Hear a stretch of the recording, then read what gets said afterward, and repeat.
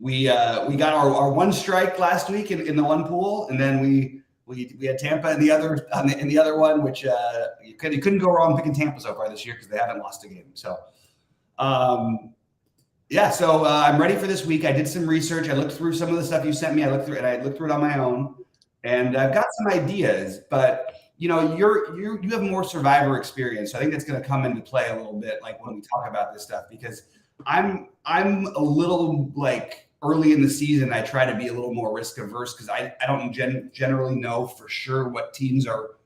You know what I mean? You have an idea of who's good, but like the San Francisco, for example. You could tell me they're going to be a team that wins 90 games this year. You could tell me they're a team that's going to win 60 games this year, and either one are possible to me. But like I don't know. I don't really know where they're at. I don't think the Dodgers are nearly as good as they have been in years past. Certainly nowhere near sure things.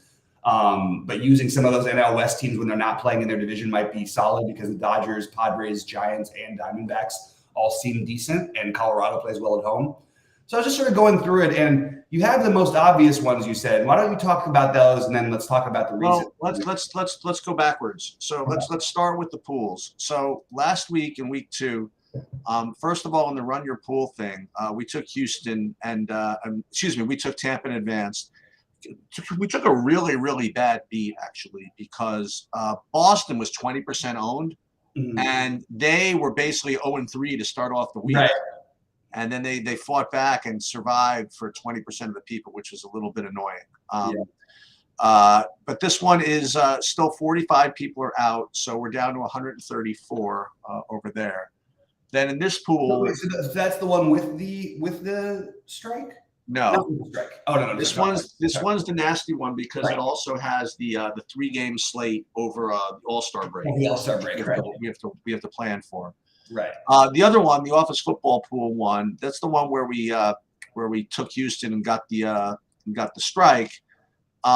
Strike meaning that you can only mess up 1 week. So there, obviously, no one's out yet, and 11 people have 1 strike.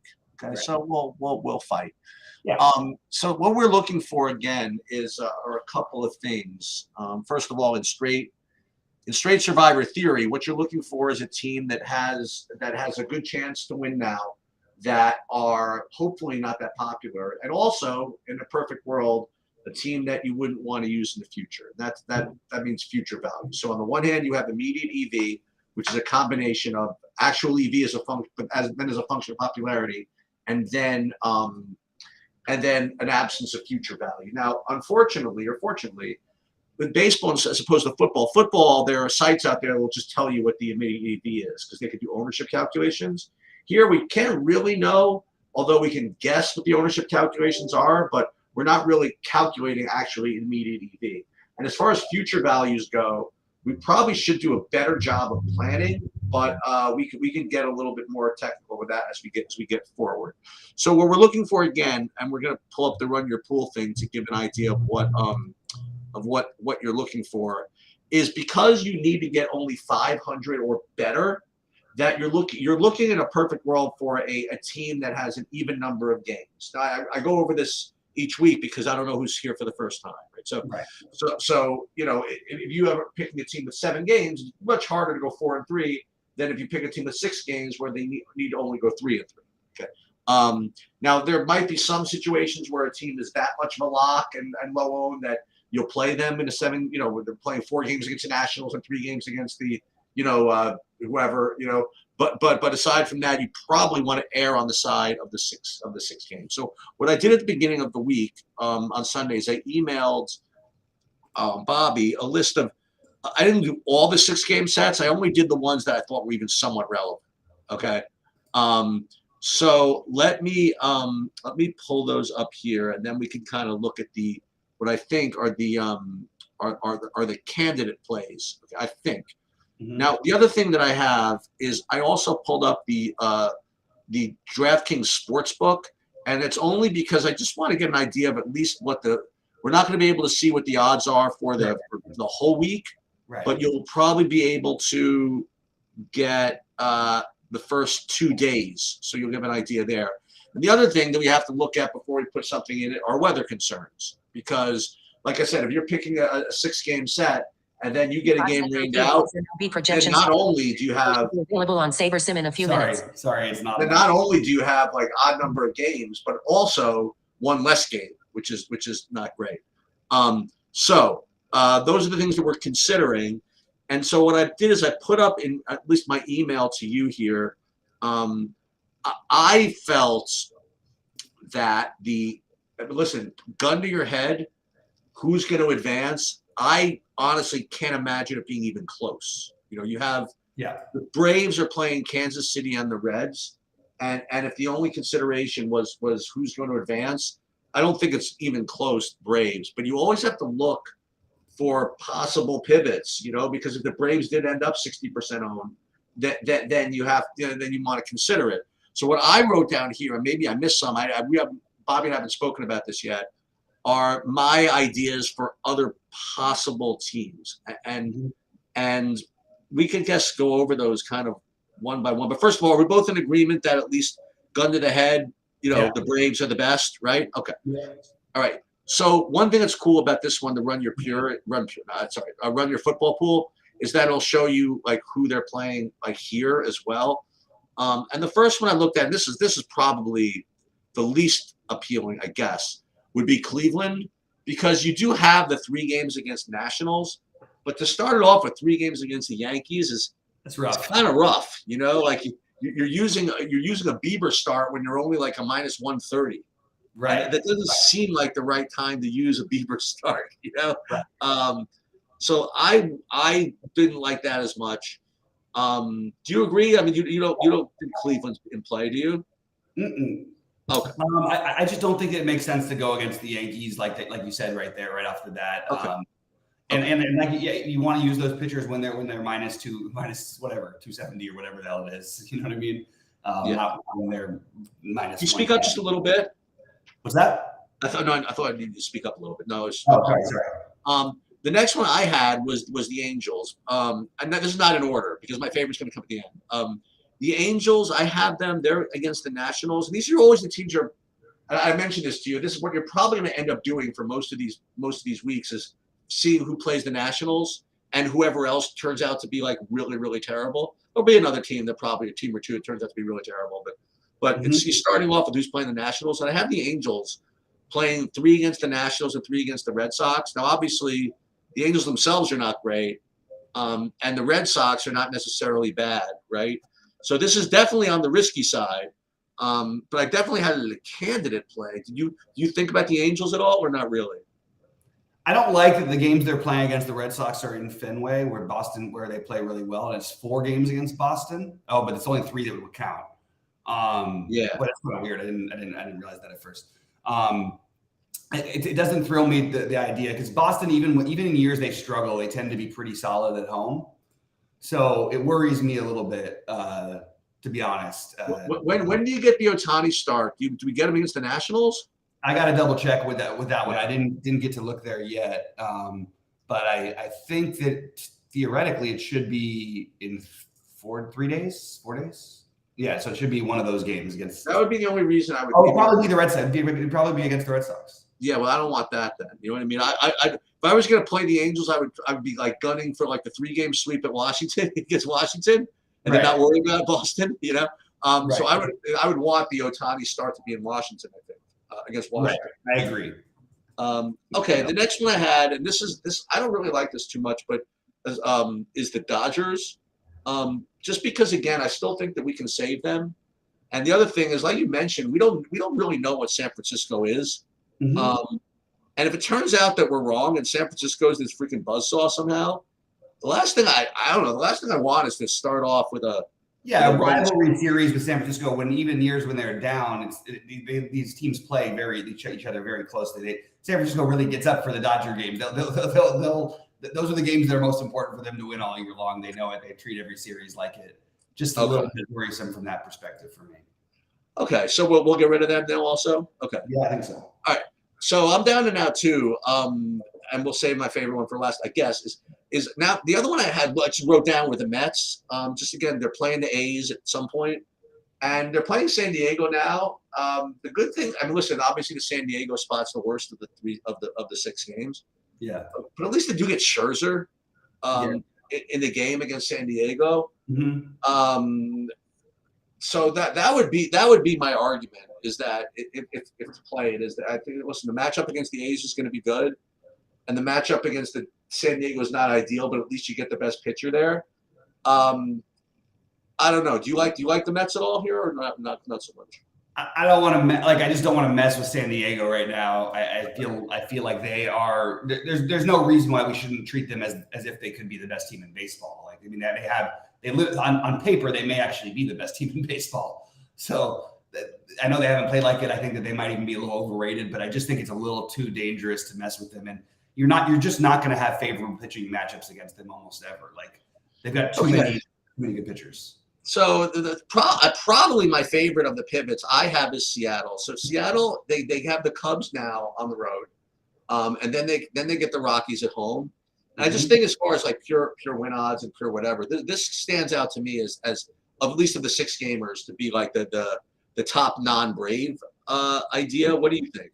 I totally agree. It was the first thing that stood out to me was the Seattle one. Always look, it's early in the year. You always can get nervous, and the Cubs are one of those other teams that they win more home games even on years when they're bad than most teams do. They get a little extra out of that. But I am happy with the 3-game series at home against Colorado, and I still think that you're going to have good pitching out there every day. Basically, you've got a really, really good baseball team that has off to a slow start, and maybe that keeps people off of them this week.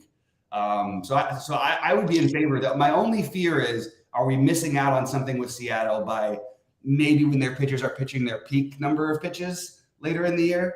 And you've got a couple of good, borderline aces that are only pitching about 5 innings right now.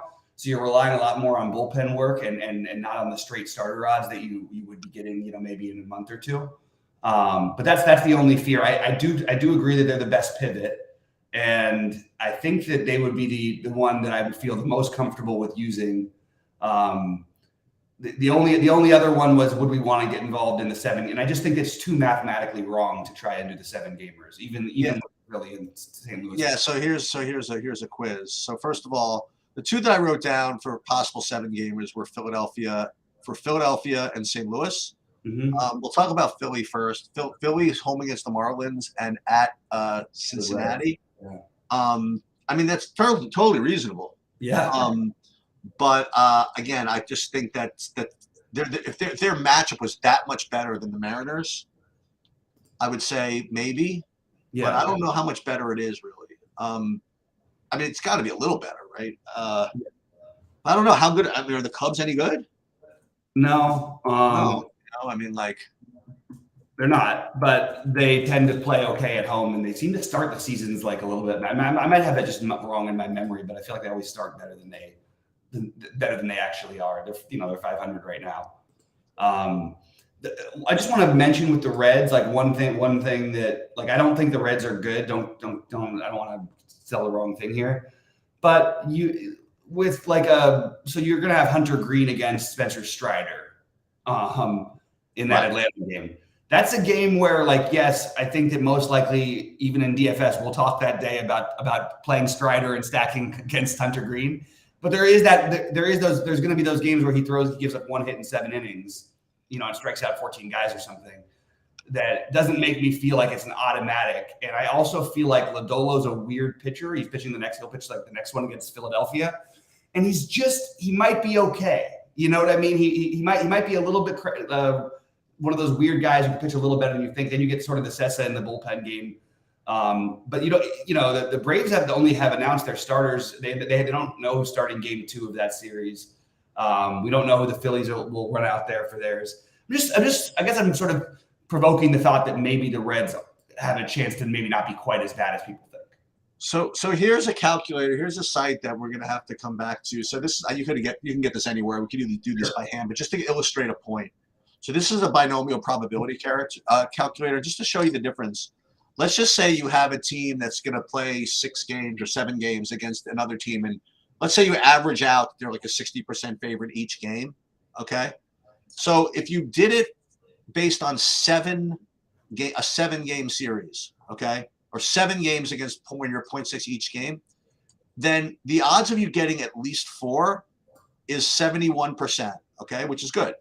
But if you change that, and let's just say that you have a 6-game series and you want to only get a minimum of 3, hang on, we have to redo this.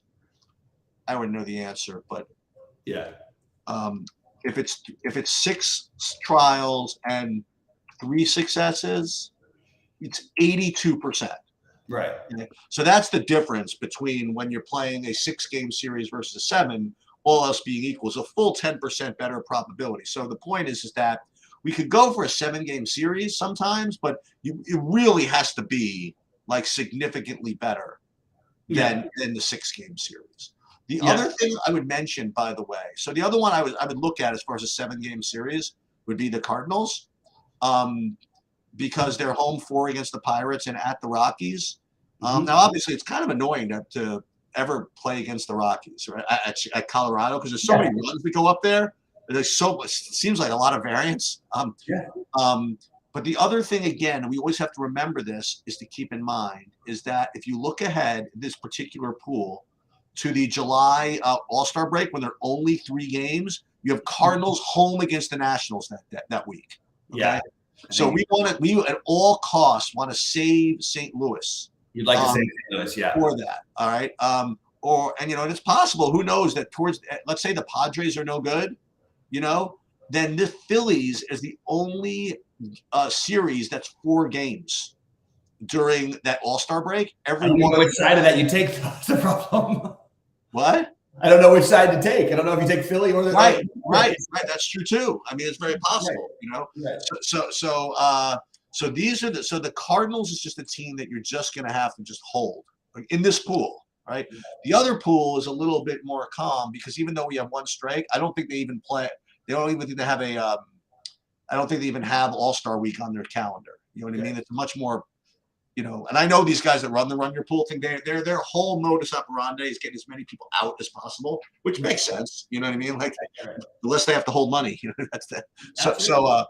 So I think that it's clear that we should either go uber chalk with Atlanta or probably best pivot in Seattle. I think I know what I would like to do. I think we should probably play 1 in 1 and 1 in the other. If not, we should just play. What I would probably suggest Seattle in both. Right. So if you want, I mean, we could play the chalkier Atlanta in the pool where we're already got 1 strike and we just really need to win. Well, the thing is though, why not go? I actually think maybe we go higher risk in that one because we've already used up that. So that's the other way to think about it. Right. The only thing that I was a little concerned about again is that and to maybe make the argument to go Seattle in both is that you do want to get at least some degree of difference. But the problem here, and this is again, if this were NFL, I would know exactly what to do. Right. No. If this were NFL, I would probably not take Seattle because I think if this were a really, really super sharp pool, everybody would see what I see, and Seattle would end up being extremely popular. Right. I mean, because they're literally the best. It took us 5 minutes to figure it out, right? That Seattle's like the best pivot. So I think that there are going to be people that play Seattle as opposed in addition to Atlanta. So if we were really playing aggressively, you would take neither of these teams. But I think what's kind of neat is that I think playing Atlanta also. You know what playing Atlanta also does for you? It takes you off of them later by force. You know what I mean? Like there's going to be another week where Atlanta's going to be really popular. Yeah. And it'll take you off of them, which is kind of what you want. So I don't know. Were you thinking of doing the opposite? You were thinking of going Seattle in the pool with the strike and Atlanta in the pool with the whatever? I think since we already have the strike, it would make more sense to go higher risk in that tournament. Okay. And sort of go for it. You know what I mean? So to me that looks like the spot I would prefer. It'll be interesting. You'll see when we talk about our DFS stuff today that this series with the Cubs is it does worry me a little bit. Like, just to be honest, And Seattle has not looked sharp, but I still think it's the right thing to do to use them. The reason why I would have a hard time doing it with both of them is I still think that they're sort of still a team in concept, at this point, and I also would like to have them later in the year for when they do have, 3 aces who are going to pitch 95 pitches. Well, that's a good point. Well, that's definitely a good point.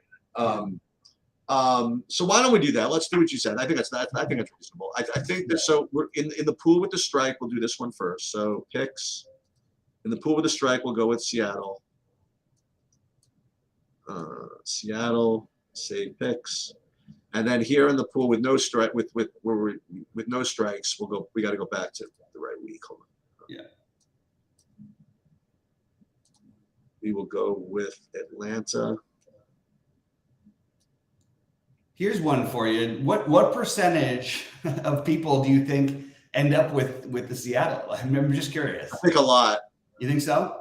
Yeah, I think in this particular, I'm going to predict in this pool that it's 50% Atlanta, 30% Seattle, and then the rest spread out. Oh, you think that much for Seattle? Okay. I do. We'll see. I just want to point out Seattle has a worse record than both the teams they're playing. Just kind of an interesting thing to throw out there. I think that also people might do the Cardinals. Yeah, that's what I think will happen, and I actually think it's such a big mistake. I really think it is. It would take like something outrageous to play the 7 gamers when you have this many six gamers to choose from. Well, I don't even mean that. I mean, in this pool, like I think it's so important. I know you don't think that like that. Oh my God, you think the All-Star game is so far away, but it's really not. It's only like 15 weeks, and you're still, remember, after like 12 to 13 weeks, you're still playing like favorites every week. Yeah, right. So you'll get there. I mean, maybe you won't get there, but there'll be people. This will not end unless listen, if we take Atlanta here, and 30% on San Diego.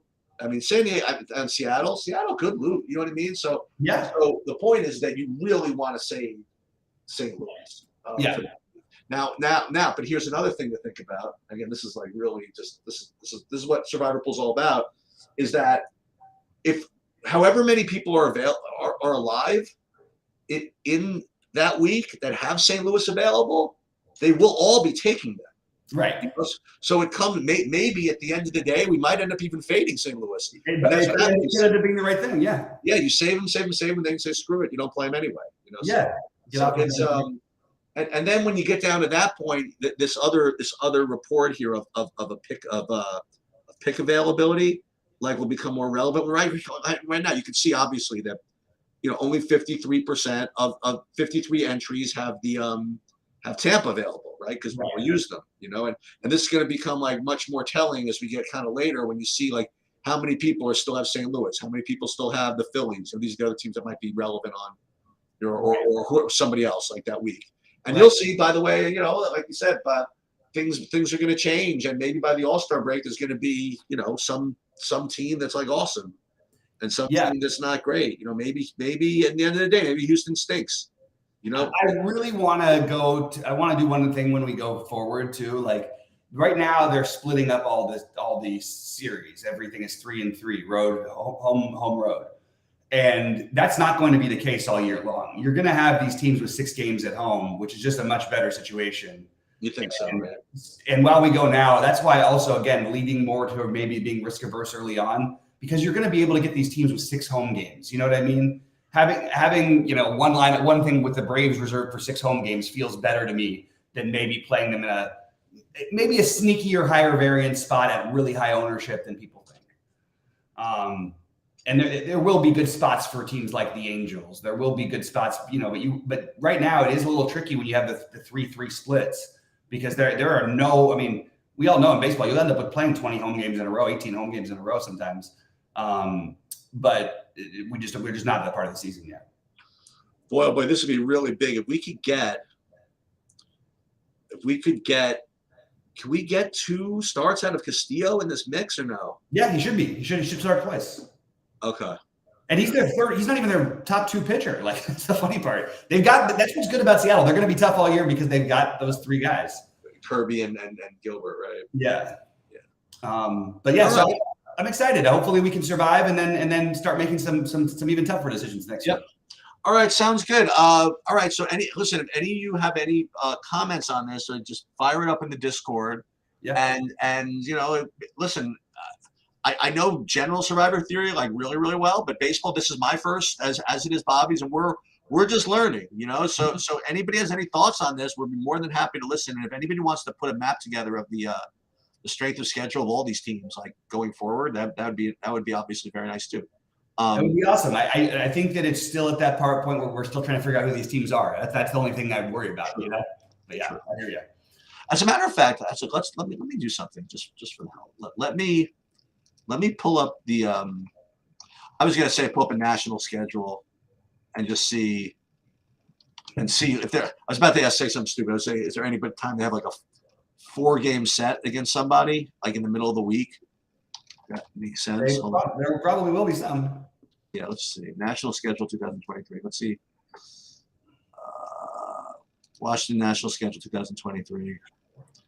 So let's take a look. So, like, for example, they have 3 against Pittsburgh. They have 4 against Chicago. That could be interesting. And it's throughout the week, right? Monday to Thursday. Right. 4 games against the Cubs. So if the Cubs are mediocre, maybe actually that's going to be pretty soon, within a couple of weeks. I'm looking specifically against like kind of the weaker teams. Like, they have 3 against Detroit, but that spreads over actually Friday, Saturday, Sunday. That's interesting. Right. No, only 3 against Arizona. Let's see some of these 4-game sets here. Now we're already into July, so I'm not worried about that yet. Okay. So the only 4-game set that they have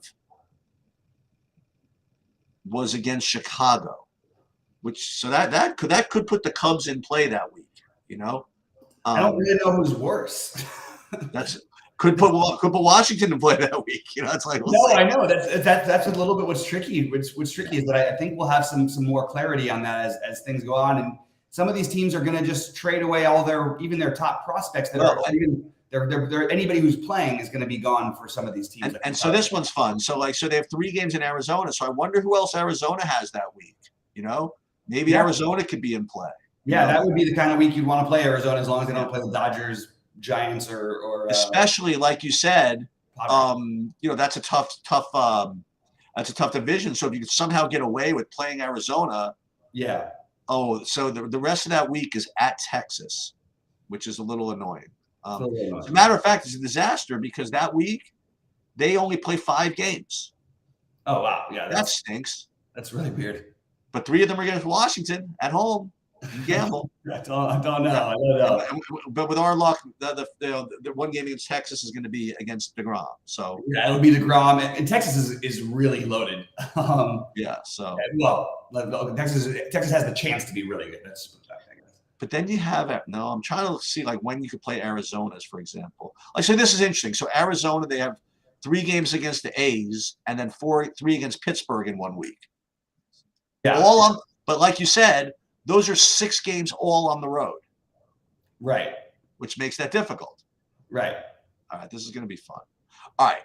So we need someone to help us like look through the schedule and stuff like this because we don't have time. Well, there's other things that I already took in. Like I'm trying to take into mind, like Colorado. Like you don't really, in general, I don't think that necessarily. Like I actually think that because they're going to have so much. So the Braves and Nationals are sort of universally considered much worse than everybody else. The reason why like teams like Rockies are going to lose a similar number of games is because they play in a much tougher division. Right. Just to try and keep that kind of stuff in mind, I guess. And then the Tigers and Royals and Reds and all those teams, Pirates, all those teams, I feel like there's a lot of variance for those teams to be better than people think. Okay. Whereas I don't believe there's much of a path for the A's or Nationals. Yeah, so this is a bad beat. So Arizona, and they have a 4-game set at home against Colorado, which is basically the nuts. But then they finish off the set with 3 against Atlanta. Yeah, that's rough. Yeah, it's tough, man. And it's a 7-game week, so that's no good. Yeah, it's not going to be easy this year, that's for sure. Well, it's never easy, but for our first time especially. Was it Arizona home? Oh, so this one could be fun. Home against Kansas City, and then at Colorado. All right, we'll see. All right. Yeah, go ahead. Sorry. Oh, I was gonna wrap it up. So what were you going to say? No, I was just going to point out that there's like 14 teams projected to have between 80 and 88 wins this year. Nice. It's a really, really tricky situation. You know what I mean? When you're talking about 5-10 winning percentages as being a good play, it's really rough. Anyway, go ahead. And by the way, in this thing here, it's not, as I mentioned, on the office football pool one, it's not quite as relevant now, but it will get later. So what this weights, this says for each pick coming up, what their opponent's weighted winning percentage is. Oh my God, the Braves, the Rays are 9-0. Yeah, the Rays Oh have my God. They're like the only team that's really had an outlandish opening. The Brewers are outlandish. What are they doing at 7-2? 7-2. Yeah, I mean, had some home games. And Is anybody 0-9 somehow? No, I don't think so. No, the A's at 2-7. Detroit's 2-7, including 2 wins against the team we needed to beat them. Yeah, right. To 2 wins against Houston in Houston.